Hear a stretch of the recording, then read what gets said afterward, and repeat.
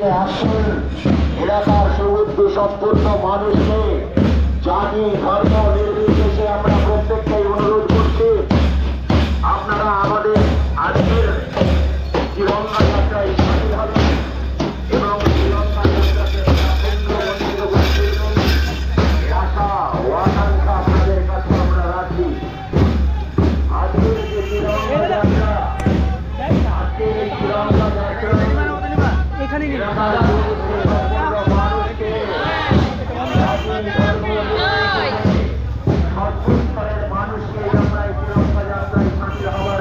Doctor বা তাড়াতাড়ি করো, তাড়াতাড়ি ক্যামেরাটা ধরুন। চা খাওয়ার তো ব্যস্ত বিশ্বজিৎ। না না, ব্যাগ পড়ে আছে গো, ব্যাগ পড়ে আছে। ব্যাগ কেউ নেবে না। এই মা কি গো,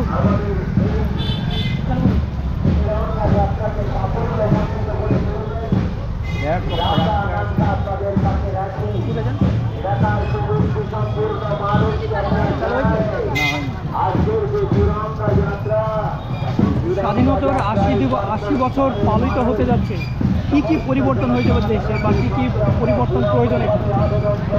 স্বাধীনতা আজ ৮০তম বর্ষ আর 2 দিন বাদে পূরণ হবে। তবে আজকে আমাদের ৭৭ নম্বর করিমপুর বিধানসভায় যে তেরাঙ্গা যাত্রার যে মহামিছিল অন্তত স্বাধীনভাবে আমরা করতে পারছি, বা আমরা আজকে অন্তত স্বাধীনতার পরে এই সরকার পরিবর্তনের পরে এই রাজ্যে এই প্রথম যে বিশাল শান্তির একটা পরিবেশ তৈরি হয়েছে। যে রাজ্য পরিবর্তনের আগে এইভাবে করিমপুরে কখনো এত বড় মিছিল দেখা যায়নি, পরিবর্তনের পর যে আরও দেশভক্তি সেটা জাগ্রত হয়েছে মানুষের মধ্যে। না, এটা সম্পূর্ণ না।